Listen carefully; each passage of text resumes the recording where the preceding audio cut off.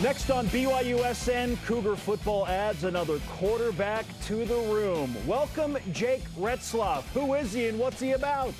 Plus, Jay Hill does Disneyland differently, and we're here for it. Could do some Disneyland right about now. Welcome to BYU Sports Station, presented by the BYU Store, official outfitter of BYU fans everywhere. It is Tuesday, January 10th. I am Spencer Linton, alongside a man who loves Disney himself, Jarom Jordan. You love Disney. Went last April for the first time in a minute, and it was fun. Actually saw Tom Hommel there, and we had the same shirt on, different colors. So it was repping the Y at Disneyland. It's like Mickey doing essentially a Y, which was great. Okay, here's what's on the show today. BYU signs another quarterback. We'll tell you who he is, how we think he fares in that quarterback room, what the future looks like there in that position this fall. Our way too early football hot takes for the 2023 season. ESPN's Trevor Matich helps us put a bow on the college football season after the unentertaining national title game last night between Georgia and TCU. Jeez! Brutal. And BYU's NFL relevance, continuing that conversation from yesterday. We keep receipts on our 2022 projections, who is closest to the pin on those, and the top 5 NFL seasons by a former Cougar. We made it just one season per player. Otherwise, Steve Young would have all 5 maybe. Here are today's headlines. Let's get into the nitty-gritty of this BYU football quarterback situation. The Cougars add another QB to the 2023 roster with the official announcement of junior college transfer Jake Retzloff. A dual-threat quarterback, huge arm, transfers from Riverside City College, where he threw for almost 4,600 yards last season, 44 touchdowns, 13 interceptions. He's the #1 rated JUCO quarterback in the state of California. He will have 3 years to play 2. Much more on this coming up. Linebacker Ben Bywater put to Ryan Rico, been named to the AP All-Bowl team following their performances in the New Mexico Bowl. Remember that? It was a few weeks ago. Yep. Bywater tied a season-high 11 tackles, had this pick 6. Rico set a New Mexico Bowl game record with a 67-yard punt. BYU women's basketball power forward Lauren Gustin earns her 2nd West Coast Conference Player of the Week honor following a ridiculous 21-point, 24 rebounds performance against San Diego. She's making a serious case to be an All-American. Already listed as one of the top 40 players in the country, according to ESPNW. It just hit me. Your teammates have to help you by missing shots. So congratulations. Well, that and you need your opponents to miss a bunch of shots too, right? True. She gets it done on both sides. Both sides. She did have a career-high 8 offensive rebounds, to your point, in this game. You need a couple bricks from the homies? Let's go. Mountain Rim Gymnastics Conference Awards are out for Week 1, and Miss Alvarado, the bar specialist of the week. Elise Rollins, the beam specialist. BYU competes at the Best of Utah Friday night, 9 Eastern in West Valley at the Maverick Center with Utah, Utah State, and Southern Utah. Live on BYU TV at 9 Eastern. BYU men's volleyball into the AVCA poll at number 13 following a solid 2-0 start to the season. Couple of wins at home. Cougars have a 10-day break before their next match against Fairleigh Dickinson on January 20th. Women's volleyball signs Utah State transfer Kalia Thunstrom. She had 163 assists over 2 seasons at Utah State as one of the backups. BYU men's tennis announces the addition of Kobe Tran to the roster. Now, that's a familiar name because he was a member of the team from 2018 to 2020 before taking a break from the sport. He has 2 years of eligibility remaining and returns with an 8-3 singles record from his freshman year specifically. All rise and shout. It's time for What's Trending.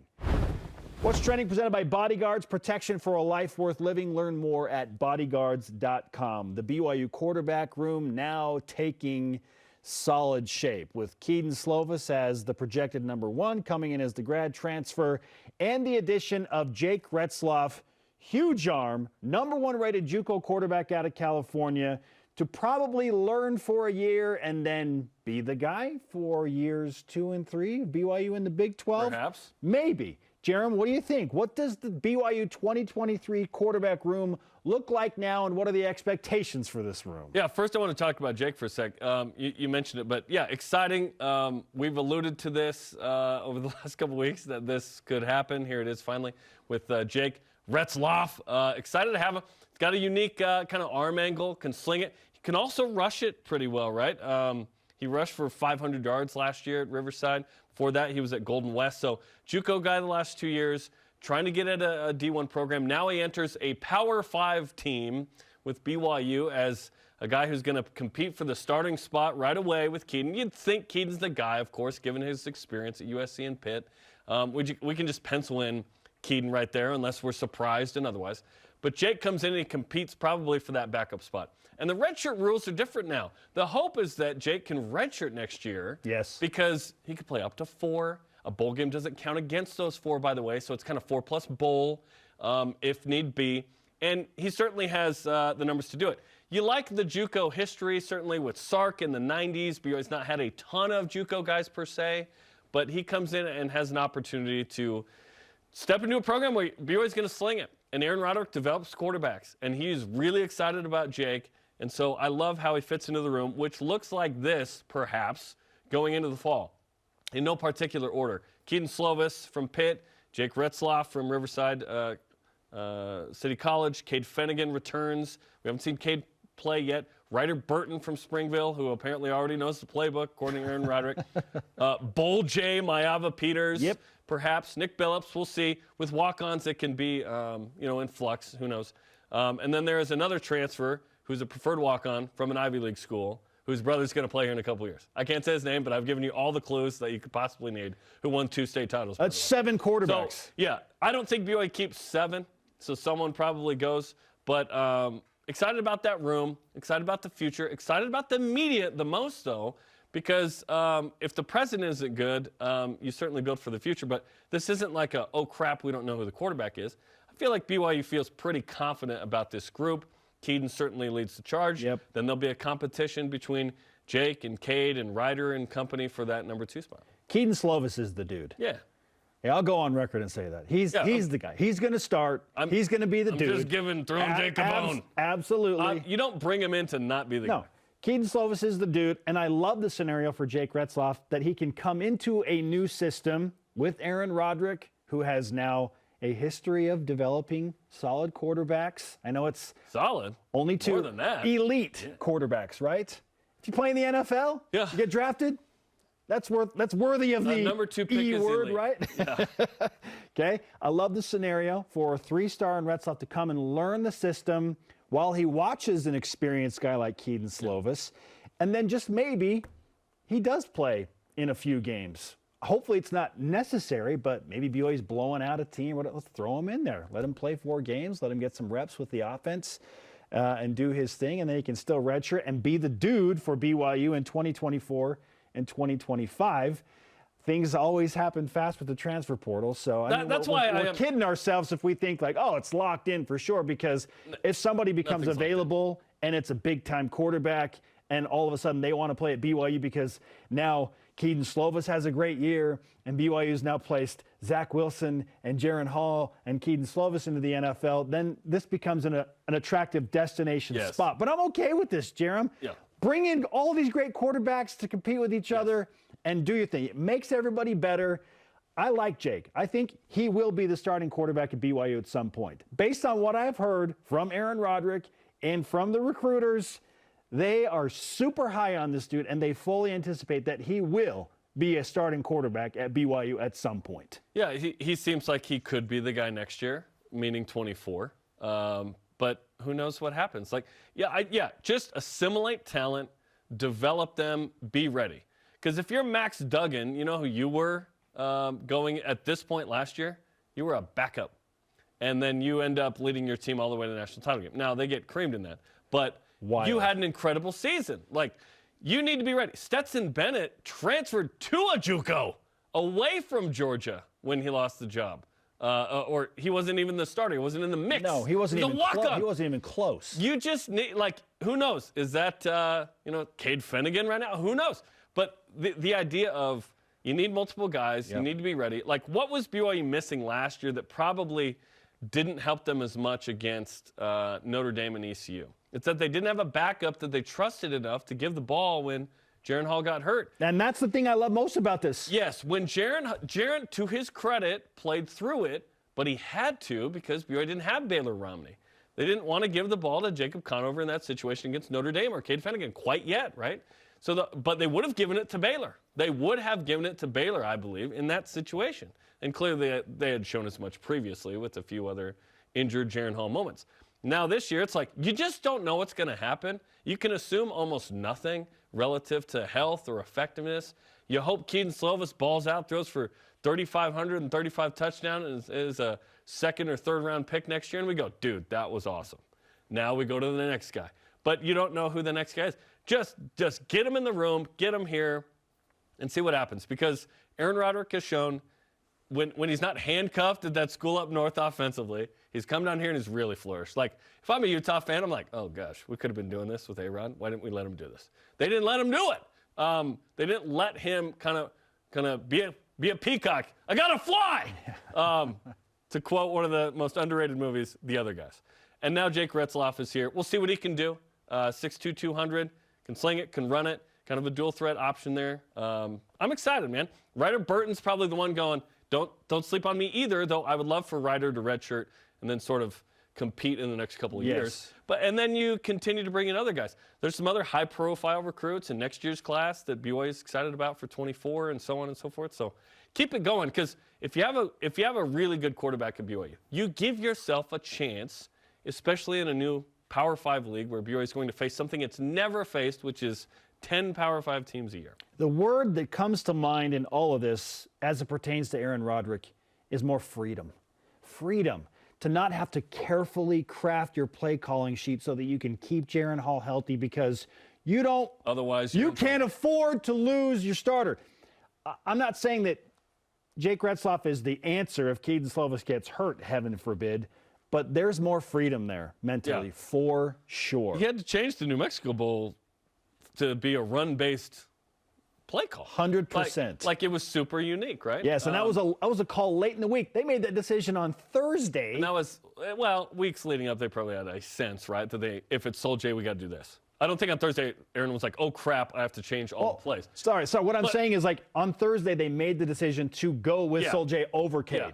And against SMU, certainly a little easier than when you're going against certain, Big 12 defenses that may offer up more 3- and 4-star talent, some 5-star, right?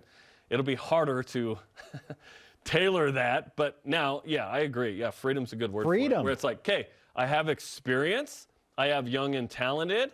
I have sort of raw out of high school / unproven. Well, even Cade Fennigan, like he's been in the program for a while. Like he knows the offense now. And that's the hope. We're hoping first-year guys are really impactful on this team, because Cade's the only one looking around going, wait, am I the only one really in the mix to play here who's been here?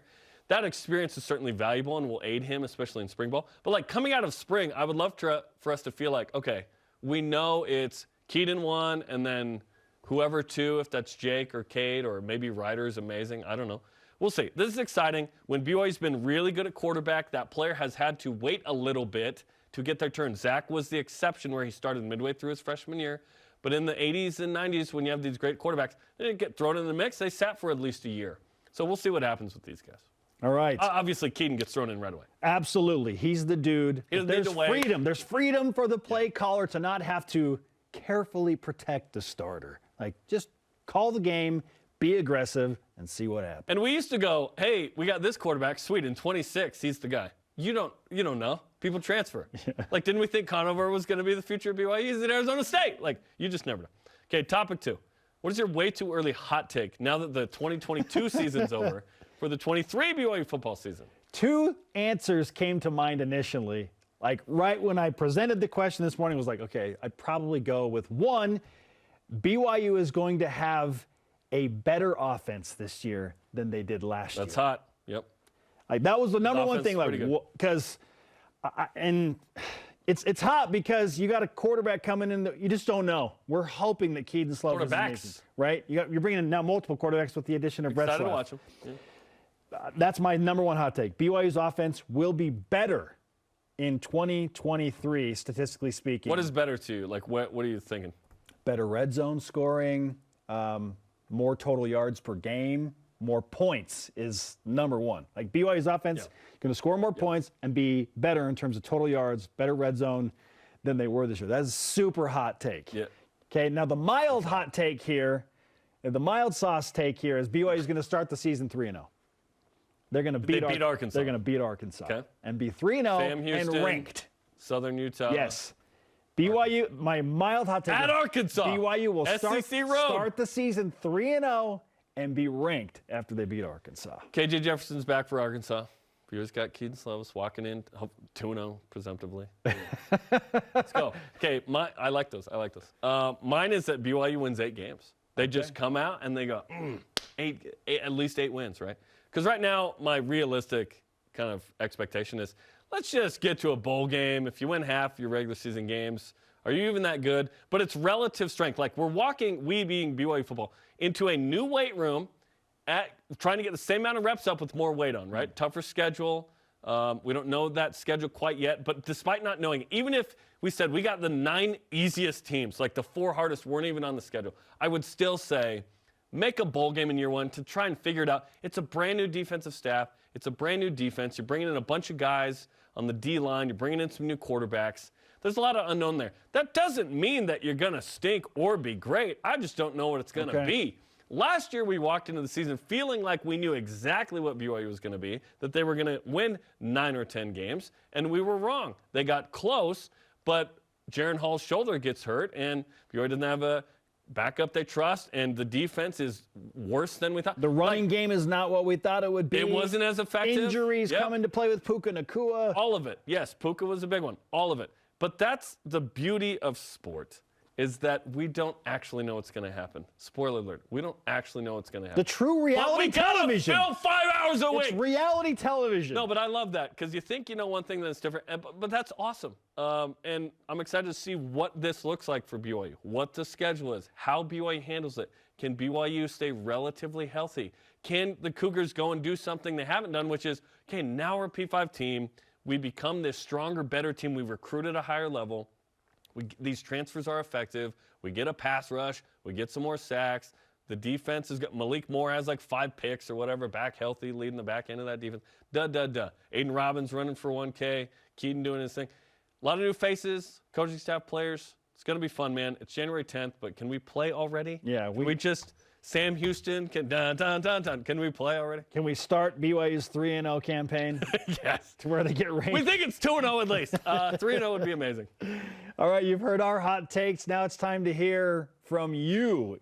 Our question of the day, what is your way too early hot take for the 2023 BYU football season? Let's go to Voice of the Nation with Michael Croxall on Instagram, who answers, the future SEC schools will not win in Provo. So specifically Texas and Oklahoma, if they come to Provo, will they put BYU on the road in both of those?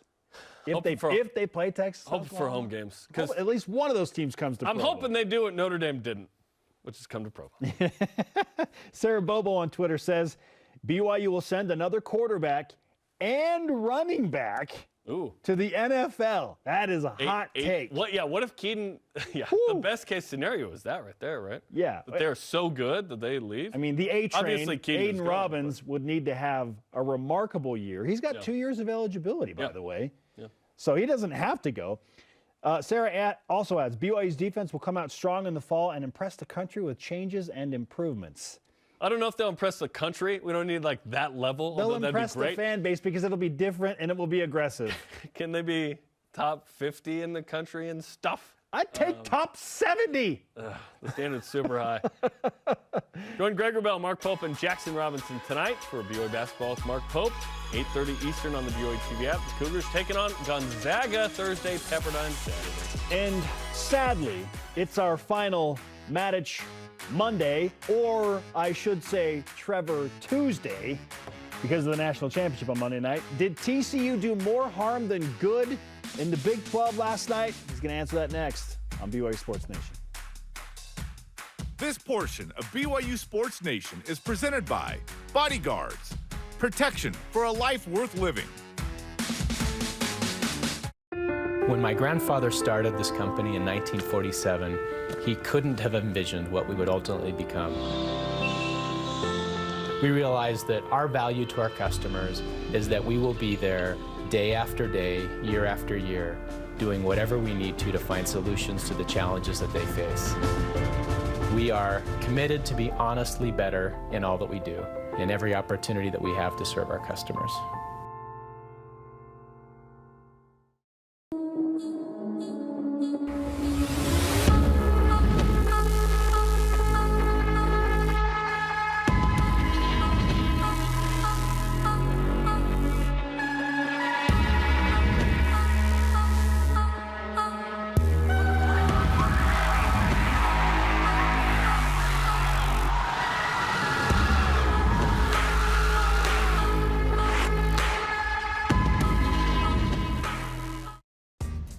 BYU Food to Go's convenient location at 2191 North Canyon Road in Provo makes bringing popular BYU foods to your next event easy. Everything's ready when you need it at the drive and load pickup. You drive in and they load no matter the weather. And stop in the on-site creamery for great BYU chocolate milk and ice cream. BYU Food to Go, bringing campus to your table. Call for details, 801-422-5001. I was 4 years old when I left Zambia. My dad was born in Sheila, in the south of Italy. My mom is from Slovakia. We haven't really talked about it, never, not once. My dad doesn't really talk about his life in Serbia. I just really want to know who he is. And then discover who am I.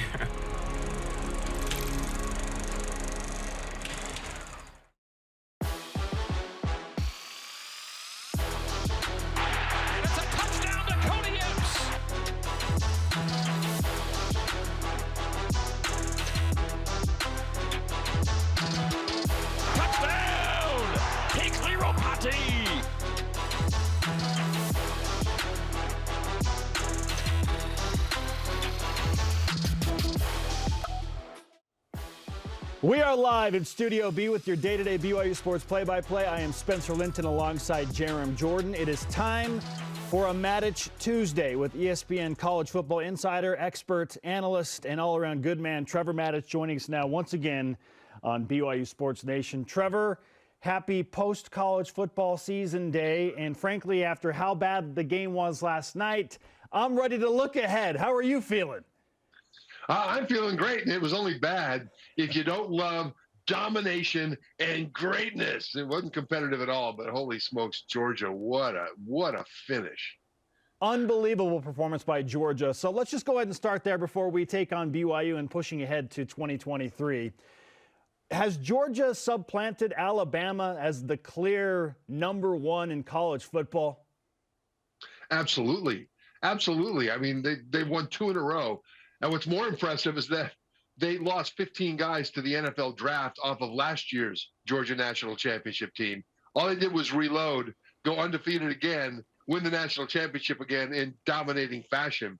And that was really the big question for Georgia, is could they sustain it? Getting there is hard, but sustaining it is even harder. I mean, you go back to 2017, and they played Alabama in the national championship game and led in overtime until Tua Tagovailoa threw that amazing magic touchdown pass to snatch the national championship away from Georgia. The next year, Georgia's leading Alabama in the SEC championship game late, and Jalen Hurts as a backup came off the bench to lead the game-winning drive in the fourth quarter for Alabama. Then last year, they lose to Alabama in the SEC championship game, and it's like, we just can't get past Alabama. But then a few months later, they beat Alabama in the national championship game last year. So the question is, okay, so you got there. Can you sustain it? And after losing all those players to the draft this year, they got right back and did it again in dominating fashion. That's not just a great team. That's a great program. And if Ohio State makes a field goal, this is a totally different conversation. But that's how the game rolls, which is what TCU did. They won all these one-score games, right, to get there. But college football is officially over. We now look ahead to next year. We were talking about some of our hot takes relative to BYU way too early because it's January 10th. What's your hot take with BYU football looking ahead to 2023? There'll be tremendous excitement in BYU football. The offense will pick up where it left off this year, actually, and probably be a little bit better, I think. Wow. Because of those young receivers and because of an exciting running back room, Miles Davis and the rest of them. I mean, there's some real excitement with the skill players. I think the defense will generate a lot of excitement. I think they'll give up some big plays, but with their new style of attacking, it'll be a different experience for BYU fans. Instead of sitting there watching BYU's defense sort of read and react and kind of keep everything in front of them, they're going to see BYU's defense dictate to the other side. Sometimes the Cougars will win. Sometimes they'll go over the top. But either way, it'll be a whole lot of fun. And I think this is going to be a tremendous season. And I think it'll be a bowl season. Trevor Matich is with us on BYU Sports Nation for a Matich Tuesday. Keaton Slovis is the clear number one guy at quarterback coming in for his final year as a grad transfer. BYU has just added Jake Retzlaff, 6'2", 200 pounds, out of Riverside City College. He's a 3-star, but more importantly, Trevor, he's the #1 rated JUCO quarterback coming out of the state of California. BYU feels like he could be a guy for sure. How does this impact the quarterback's room, not just next year, but for years moving forward? Well, welcome to both of them. And it creates talent, of course, but it creates depth. That's something that BYU hasn't really had to the degree that they've needed it in that quarterback room. I mean, when you look at Jaron Hall last year, even when he was banged up, he still played, and so you didn't really have a whole lot of contribution from the backups. And that could be injury. It could be other things. I'm not casting aspersions on the backup quarterbacks from the 2022 season, just to say that from a standpoint of starter, they're in great shape. Assuming Keaton Slovis wins the job, you've got to come in and win it now. And then now, with his transfer, they're also in much more healthy shape from a standpoint of depth. And that's critical going into the Big 12, because all of a sudden, with that Power 5 schedule, they need to make sure that in every position, especially the most critical ones, quarterback, that they've got the depth to be able to handle guys getting banged up. Last year, Stetson Bennett didn't begin as the starter. This year, Max Duggan didn't begin as the starter. So you certainly need a backup to be ready, just in case. Baylor Romney was the backup on a 10-3 BYU team last year. BYU didn't have Baylor Romney. It was 8-5. Not saying it's all Baylor, but certainly you need a capable backup. When we push ahead to this fall and BYU in the Big 12, and certainly we hope and expect reportedly the Big 12 schedule out in the next couple of weeks, is it fair to expect more than a bowl game for BYU football this fall? Just make a bowl is the expectation. Make a bowl is a good expectation because everything will be new. The schedule will be more relentlessly difficult. And if they make a bowl game, I think you could say, hey, that's a good starting point. I think if they get to 7 or 8 wins, it'll be pretty phenomenal. And it's possible they could do more than that. We'll see. I don't want to put a ceiling on them, but I do think BYU fans can be so excited and they can generate expectations that might not be fair, and then they set themselves up for disappointment. So I think right now, bowl would be a good season. 7 or 8 wins would be a phenomenal season, and I think that's where the expectations need to be set from the outside. On the inside, their expectation is to win every game, every single game, because every week that's what they plan to do. Trevor, BYU, from a Cougars in the NFL standpoint, feels just about as relevant as ever. In fact, yesterday we asked, is this the most relevant BYU has ever been in the NFL? Jarom and I agree. You got to go back to 1987 to look at just the sheer number of players that BYU had across the league based on the powerhouse teams, including the national championship team that you were a part of. But where do you stand in that conversation in terms of how relevant BYU is in the NFL and how that stacks up all time? Well, you go back to kind of that era you're talking about. You've got Bart Oates at center, snapping to Steve Young at quarterback, winning Super Bowls. That is something that is pretty high up there from a standpoint of BYU's relevance in the NFL. But at the same time, you've got Andy Reid coaching the Chiefs now to Super Bowl victories and all the great things that they're doing in Kansas City. And then when you look at the running backs now, Jamal Williams in Detroit just broke Barry Sanders' single-season Lions touchdown record, and he led the league in rushing touchdowns, for goodness sake. And so he's fantastic. And the fact that he's such a character, he just has so much fun, and he's not afraid to have fun in kind of a button-down age. I think that's a lot of fun. Tyler Algier in Atlanta went over 1,000 yards as a rookie running back for the first time ever in the history of the Falcons franchise.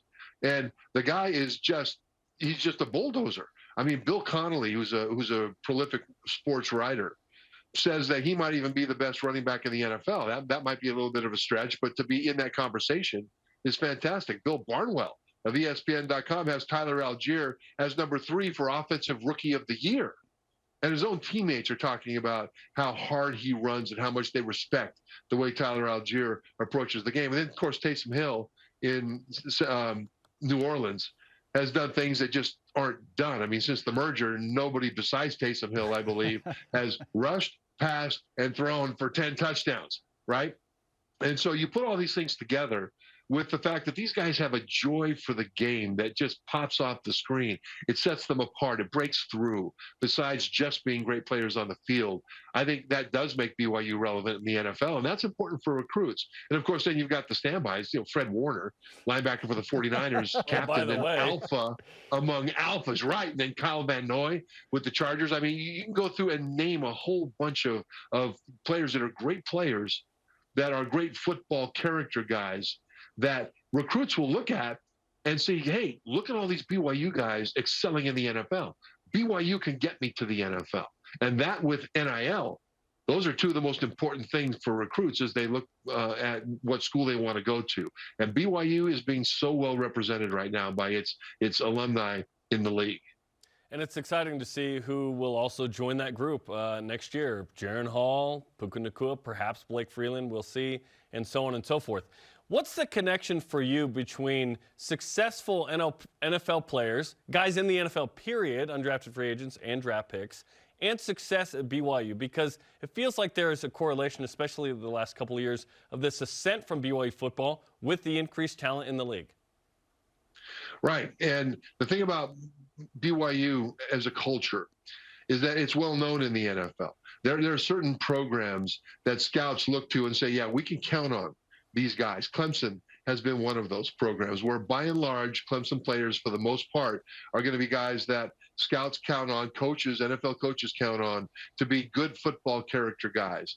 BYU has the same thing because BYU players come into Provo, and a lot of times they don't come in with the five-star pedigree, but then they develop because they care about the game. I think Tyler Algier is a perfect example of that. He comes in as a walk-on, as a linebacker, converts to running back, ends up getting drafted, and then sets the rookie rushing record for the Atlanta Falcons with over 1,000 yards rushing, for goodness sake, in his rookie season. Well, that's not just because of great talent, although he is talented. It's because of the way he prepares. It's because of the way he approaches the game, the way he respects the game. And that shows up in the weight room. It shows up on the practice field, and all that shows up on game day. And when coaches and scouts and general managers look at the players they want to bring in, they want to bring in players that'll win. But why?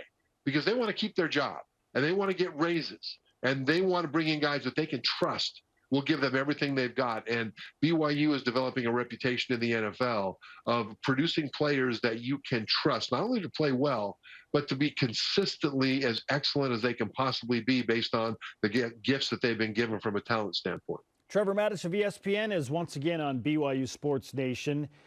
Because of association, or I should say future association with the Big 12 from a BYU standpoint, it felt like a lot of Cougar fans were rooting for TCU last night. So for TCU to show up and lose the way they did, how much does that really impact how the country, as far as a college football fan base, will view the Big 12?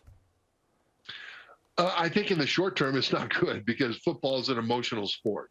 And the emotional feeling that was left behind after that absolute wreckage of a game for TCU is going to be negative for a while. But as that emotion recedes, I think people will recognize and appreciate that this is one of the greatest seasons in TCU history. I mean, they had an undefeated regular season. They beat Michigan in the semifinal and made it all the way to the final, and then ran into a buzzsaw. And the way Georgia played, I don't know that anybody in the country wouldn't have been blown out. Maybe not by that many points, but certainly the emotion of it is what feels awful now, and it feels awful for the Big 12 now. But I don't think that changes the fact that TCU is still one of the best programs in the country. And TCU represented the Big 12 very well all season long. It was unfortunate what happened in the championship game. But that, I think, was more Georgia than it was TCU. Georgia was just absolutely dominant. And their coaches put together a brilliant game plan to negate what TCU did best. And I think that added up to the big victory. But I wouldn't say that TCU in any way did anything other this year than show that they're a program that deserves a lot of respect. Trevor, having seen the college football playoff at 4 teams now for a number of years, are you still in favor of expanding to 12 or even 16 teams? What number appeals to you? 12 appeals to me. 16 is a bit much. 8 would appeal to me as well. But I think 12 is good. And the reason is that it keeps conference championship races relevant. That's critical to me, because the 14 playoff kind of diminished the importance of a conference championship at the national level. 2 of the 4 playoff teams this year didn't win their own conference. And in the format they're proposing for this 12-team playoff, the top 6 ranked, the highest 6 ranked conference champions are automatically in. That means that if you've got a team with a new coach or had some injuries early or struggled and maybe lost a couple of games early, you're not out of it. You're still in it, because if you win your conference championship and you're one of the top 6, you're still in. And that's important, because every fan base in the country, every region of the country has a chance. And then it still maintains the conference championship relevance. If you've got 2 teams, let's say that, Alabama and Georgia play in the SEC championship game and they're number 1 and number 2. Well, it doesn't really matter who wins, because they are in, they're both going to make the playoff, right? Yeah. But what ends up happening is the highest ranked conference champions, the top 6, end up with, the top 4 will make a bye. So the winner of that conference championship game get a bye, so that it's still relevant to win your conference. And that, to me, is the most important single thing about going to 12. Love the idea of a bye. And as we say goodbye for now, Trevor, we should mention that your name was specifically dropped by Jarom Jordan yesterday as part of the golden age of BYU's relevance in the NFL. So you need to take credit as well. Well, I think I'm very grateful for the coaches that put me in a position to be able to play 12 years in the league. Roger French and Mel Olson are 2 of the best position coaches I ever played with at any level, that includes in the NFL. And then, of course, Lavelle Edwards for developing a culture that I think all of us benefit from, and even the players from today continue that with Kalani Sitake. The always gracious Trevor Matich, and so insightful. We appreciate the time, Trevor. Thanks, guys. Another Matich Tuesday. Trevor Tuesday, in the if you books. will. Trevor Tuesday. Catch every game and every interview again for the second time. First time, if you missed it, that is. Get all your BYU sports content on BYUSN.com. And looky here, offensive coordinator Aaron Roderick is back tweeting Bill Murray gifts. What does it mean? This is BYU Sports Nation. BYU Sports Nation is presented by the BYU Store, official outfitter of BYU fans everywhere.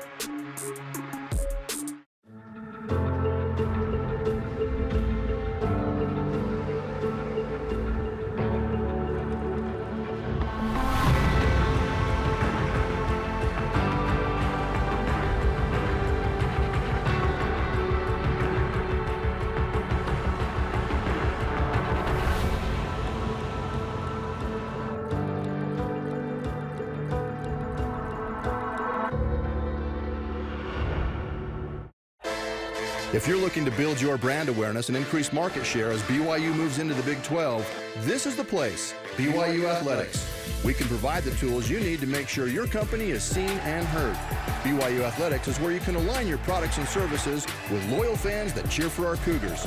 And they can also help your business win. Learn more about what a partnership with BYU Athletics and your company will look like. After all, this is the place. Email sponsorship at byu.edu today. Dexter & Dexter is a full-service law firm offering a wide range of legal services. Since 1995, we have helped more than 20,000 Utahns both to navigate life's challenges and to make the most of life's opportunities. From auto accidents to criminal defense, and from bankruptcy to family law, we are passionate about shouldering your burdens. To learn more about scheduling a no-obligation consultation, visit dexterlaw.com. Home is just about to get a whole lot happier. So you've been living with no furniture for about 2 months. Well, we're about to change that for you. Watch as helpful folks lend a hand to those in need. See them refurbish and replenish homes all over the world. Caitlin left her house when she was 13, and now she's finally home. With all kinds of shows to explore on the BYU TV app, you're sure to find loads your family can watch together. Stream them all for free. Welcome back to BYU Sports Nation. You can follow the show on social media, Facebook, Instagram, YouTube, TikTok, and Twitter. He is Jarom. I am Spencer. You know what time it is. Let's whip it. Cougar Whip Round presented by Maersk, your e-commerce logistics shipping partner. All right. Jay Hill is hard at work, my friend. All of the time, apparently, even on vacation. The defensive coordinator's daughter supplied some outstanding content for us. First, this TikTok video showing that Coach Hill at Disney is not like any other person at Disney. Always on the phone, looking at recruits, talking to recruits. This is just another day at the office while his family vacations. This is like the ultimate dad moment, right? Got to work, but you want to take your family to Disneyland. Then there is this that his daughter Ashton, one of our former students and an outstanding employee, sent in yesterday, pointing out her dad's Disney artistic abilities. How about that? He's a good artist. The drawings of Goofy and then one from Lilo and Stitch. Is that what those are? Amazing. Okay. What's more impressive? Jay Hill at Disneyland as the recruiter or Jay Hill at Disneyland as the artist? I appreciate hard work. I do like the drawings. It's not easy to be artistically gifted. It's not. And as someone who is, I'm just a terrible artist. Like, I'm terrible at that. That's impressive. The freehand of Goofy is really, really impressive. He probably traced it. He traced it. That's fantastic. But I'm going to lean towards just the want to be on the phone. In the rain, doesn't matter. Like, he's just on the phone. He's checking things out. I love that video. I thought that was really fun. Maybe we should give it to his daughter, like, for filming him doing that. That's impressive. That's pretty easy. That's fun. Zach Wilson addressed the media yesterday, was adamant that he hasn't given up on New York and the Jets. Do you expect him to be the Jets starter in Week 1 next year? Strangely, I do. Yes, because I think they're stubborn. Give him one more chance? I think they're stubborn. And he crushes it in practice? Yeah, absolutely. So I expect him to be the starter for the Jets in Week 1, and it's going to be a wild offseason. I don't know what to expect. If I'm the Jets and I've got that good of a defense and hopefully Breece Hall coming back, I want to make sure my starting QB puts us in a position to make the playoffs. Is that Zach? We certainly hope around here it is. Unless it's Jimmy Garoppolo and they can convince him to go to New York. But why would you go to New York if you're Jimmy Garoppolo? Why? Because you have a defense ready to get in the playoffs? I think they're playoff ready. They just need a quarterback. All right. Hopefully it's that. The Gonzaga BYU men's basketball game on Thursday is officially sold out. What kind of atmosphere do you expect at the Marriott Center on Thursday night for a BYU team that's not like they've been in recent years, and Gonzaga's not what they haven't been in the last few years? I think it's going to be nuts. This is an end of an era. It's the final home game as a member of the WCC against Gonzaga. I don't know that BYU is going to ever play Gonzaga again outside of like the NCAA tournament or in Maui or something, right? I think it's going to be really fun. I think it's going to be one of those nights, man. It's Gonzaga. They're a top 10 team. It's the last time they'll play in the Marriott Center. Students are back in school. Students are back. It's going to be electric. This is electric. Seth Davis wrote an article for The Athletic asking if it was possible that every Big 12 men's basketball team make the NCAA tournament. Is it? Of course it's possible. Texas Tech is the one team out. Let's say Texas Tech has a few big wins, and you think they'll have opportunities to big win Big 12? I don't think it's going to happen. I think they're going to get 8 or 9. But yeah, it's possible if Texas Tech wins some big games. Lenardi has 9 of the 10. No Texas Tech. I don't think it's possible. I think just league play, a few of them get sort of eliminated, but you have more teams that could have a losing record in league able to get in the NCAA tournament than others. As good as it was last year, 6 of the 10 made it. It's tough because you cannibalize each other's chances. Yeah, right now it looks like that, but it won't in early March. 9 of 10 would be ridiculous. BYU men's volleyball back in the rankings, number 13 this week in the ABCA poll. Is it now time to increase our expectations? No, if BYU's outside of the top 5, they're not up to standard. Honestly, the standard is so high. And you have teams in the top 15 poll that have losing records later in the year.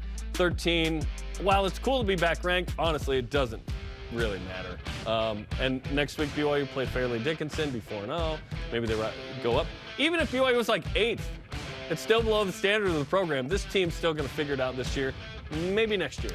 No, my expectations remain BYU to finish probably 5th in league and just inside the top 15. Like so they're basically right on par. Yeah, with what I expect. I'm more concerned about MPSF finish than ABCA poll ranking this year. For sure. Okay, at Sports Card Backs tweeted the back of Greg Kite's 1990 NBA card, of course, BYU legend. What's the best part about this? His haircut. It's incredible. And mustache. Yes. What a handsome man you are, Greg Kite. He's a great dude. And he watches the show regularly from lives in Florida, right? With his family. That's awesome. Love this. Love that picture. But the hair and the stash are certainly the top tier for me in this card. 2 things. We had these cards growing up. I still have them. I love these. And then the fact that, Greg's daughter came to BYU, and we were in a class. They were like, okay, get to know someone, blah, blah, blah. Found out she was Greg Kite's daughter, and she goes, you know who my dad was? And I was like, yeah, it's like an old-timer here. That's like in 05, I'm a freshman or whatever. She was like shocked that I knew who Gregory Fuller Kite was. Yes. And these cards, by the way, this is how we knew stats. This is how we knew hometowns, height, weight, college, averages. These were our Pokemon cards. Pokemon? Yeah, that's how we knew it. I love those cards. I love that it says college, Brigham Young. Brigham, yeah. Also, remember, he was the 21st pick overall? I know. I had forgotten that part. There you awesome. Go. Back when BYU had NBA draft picks. That was awesome. Okay, join us Thursday for BYUSN Game Day ahead of BYU and Gonzaga. Let's go, baby. It's on ESPN and BYU Radio. But we've got you pre- and post-game. This is kind of like football, right? Not on our air. We still got it. Tyler, Blaine, Spence, and myself, 8:30 Eastern, Thursday night. College football has entered the long winter's break. So it's time to look back at just how good or bad our preseason projections were. This is BYU Sports Nation. Oh, boy. This portion of BYU Sports Nation is presented by Maersk, your e-commerce logistics shipping partner. Introducing the truck for adventure. The all-new 2022 Nissan Frontier doesn't compromise on power or comfort. This midsize truck was redesigned to incorporate the latest technology and designs for safety, comfort, and convenience.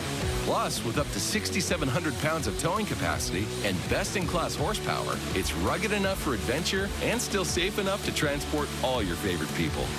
Where's your new Frontier? You'll find it at Tim Dowling Nissan Southtown and South Jordan.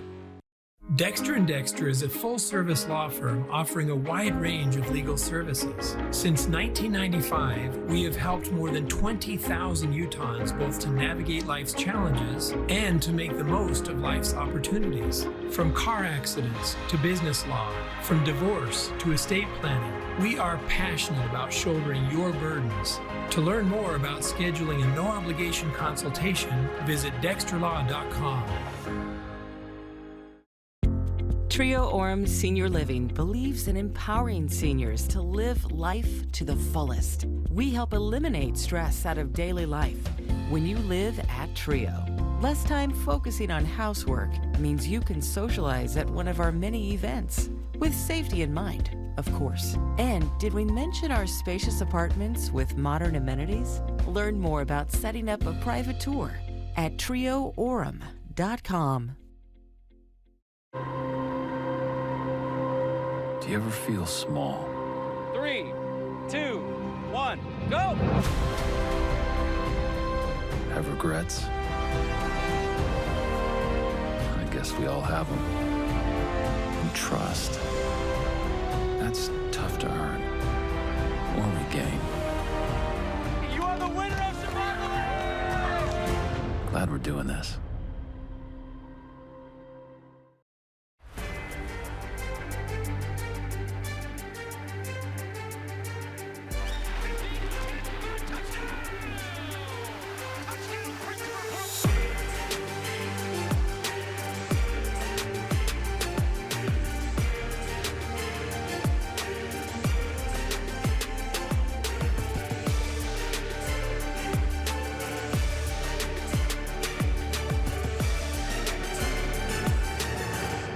Man, I'm going to miss that Jaron Hall to Puka Nacua connection. Pretty good. Some incredible highlights Strong there. Wi-Fi there. Welcome back to BYU Sports Nation. We are live in Studio B. Before BYU kicks off each and every football season, we have an annual tradition of making our season projections. We keep receipts. We're not afraid of those receipts. We're going to revisit those receipts right now and see how good or bad we were with our preseason projections. Okay, first category, Jaron Hall passing yards and touchdowns. You said 3,628. Yep. I said 3,228. Yep. He had 3,171 yards and 31 touchdowns. So I'm close to the pin on the yards there, and we tied on the touchdowns. Only 29 yards off of that. Had he played in the bowl game? Had he been healthy? Yeah, he would have had a better performance against Notre Dame. Yeah. It is what it is. All right, Christopher Brooks, rushing yard is category 2. Yep. I said 1,073. You said 1,190. 817 yards. But he, too, was injured. And he would have had 1,000 had he not been hurt. Yes. So I'm. And we still thought he could do more. Technically, I'm closer to the pin, but. Yeah. 817. Okay. Had he stayed healthy, over 1,000 for sure. Who have more receiving yards, Romney or Nakua? Well, Puka did. We both picked Puka. I said 920. You said 950. I had 625. So He sat out like 4 games. We both got the right. He would have had 1,000 if he had played all the games. Yeah. I'm a little frustrated thinking about all of these things. Like for the first 3 categories you said, had Jaron been healthy. Had Puka Chris Brooks been healthy? Had Puka been healthy? This is what's missing from BYU football is you need the main guys to be able to stay there. So therefore, you need more depth if main guys get hurt. Okay, Isaac Rex touchdowns. Yep. We split the difference. I said he'd have 7. You said 5. He ended up with 6. Yeah, there you go. So we each get half point, I think, is what we're doing there. Who will lead BYU in tackles? We both said Keenan Peely. You said 132. I said 92. Ben Bywater led with 98. Keenan Peely tied for second, by the way, with 62. Max Tooley only played in 7 games and had 57. Max Tooley might have led in this category had he played all year. Again, an injury. It's interesting talking to the Peely family and Keenan specifically. He expected to have more tackles, but the defense just wasn't called in a way that everything's funneled to Keenan Peely. Not everyone did their job. Yeah. There were massive issues there. I was a little off with my 132 tackles prediction. Just a bit outside. Hey, that was my hot take. That was my bold prediction. That was hot, yeah. Okay, how many interceptions? No winner, by the way, because neither of us got winner. Ben Bywater. Yeah, it was Ben Bywater. Yeah. How many interceptions as a team?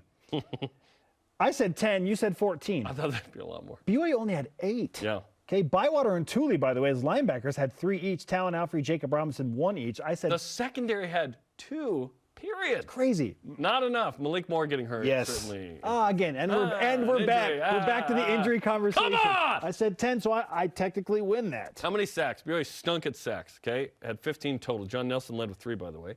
You said 17. I said 24. Close to the pin by 2. 17. And I remember when I said 17, I was like, wow, that's really conservative. And they didn't get there. It was tough. It's tough, yeah. Longest Jake Oldroyd field goal. I said 54 yards. You said 52. It was 45 yards. He didn't even attempt a 50-plus yard. Obviously, there were issues there. Yeah. Finished strong in the bowl game, which is good. Okay. And then longest Ryan Rico punt. You said 70 yards. I said 68. 71. All right. You get that one. So you won with 4.5 correct predictions. And I took second. Hey, I beat Shep with 3.5. Shep gets 0. Yeah, Shep got 0. Wait, I didn't even pick, says Shep. Listen live as BYU hosts 8th-ranked Gonzaga Thursday night in the Marriott Center men's basketball pregame coverage with Shep, 8:30 Eastern on BYU Radio and the BYU Radio app. Is there a BYU Cougar who had a better season than Steve Young's 94 NFL campaign? The top 5 individual NFL seasons from former Cougars up next on Top 5 Tuesday. This is BYU Sports Nation.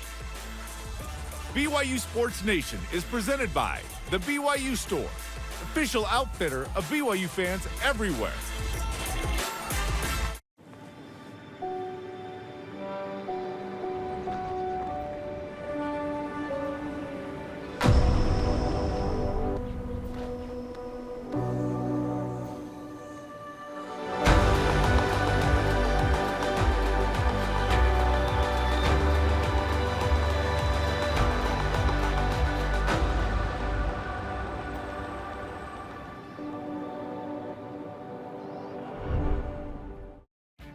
Tim Daly Ford in Spanish Fork offers a large inventory of Ford vehicles, including a selection of cars and trucks, providing a range of transportation choices. From the Ford Fusion sedan and the Edge crossover SUV to a range of pickups including the F-150. Each product line comes with options to enhance performance, comfort, and safety. Think Ford, think Tim Daly Ford in Spanish Fork. You're on a hidden camera show called Random Acts where we do nice things for nice people. That was life-changing. Everybody here is here because of you. You are inspiring. She spreads the kindness around. Thank you. Finding the joy in each day. You can still go out and do good in the world and be so loving through challenging times. Can you do something for me? I'm the sort of girl that Mallory Towers can be proud of.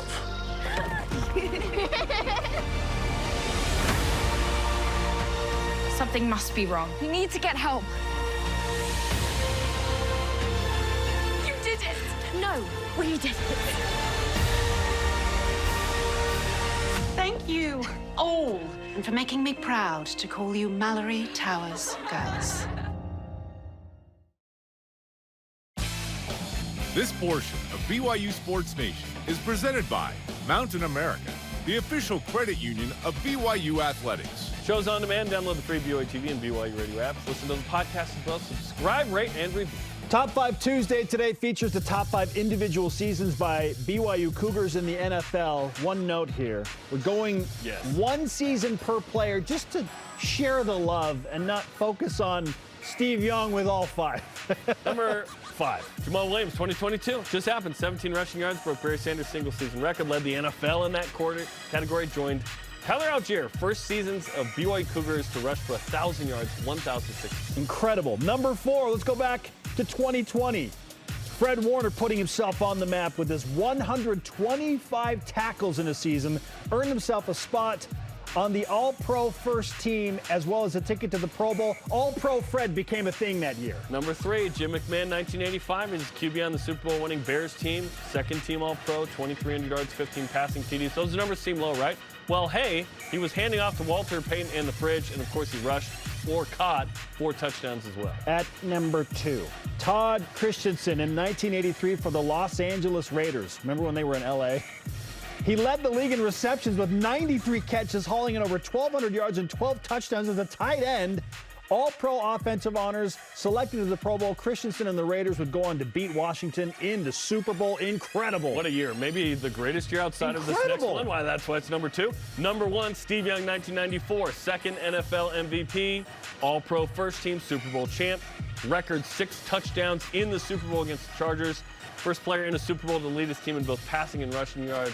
Steve Young's 94 was unbelievable. And again, if we did every individual season, Steve Young might have all 5. Yeah, like he had at least 3. He's BYU's only Hall of Fame football player, pro football that is. Amazing. Incredible. Great season by Jamal. Congratulations. Yes. Our question of the day, what's your way too early hot take for the 2023 BYU football season? Our elite voice of the day, presented by PAX Healthcare Elevated, from Takanur on Twitter, says, BYU beats TCU in Provo with College game day in attendance. I still haven't gotten over 2008. Or was that 2009? 9. It was 9. Yeah. Well, 08, we haven't gotten over either. Today's Rise and Shout Out, presented by Mountain America, the official credit union of BYU Athletics. Jake Retzloff, welcome to BYU, man. Stoked to have the #1 JUCO quarterback out of California. Yes, our thanks to today's guest, Trevor Matich, on a Trevor Tuesday. Sorry to Dennis, no time, bro.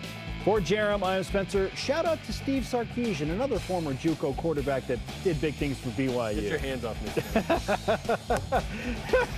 me.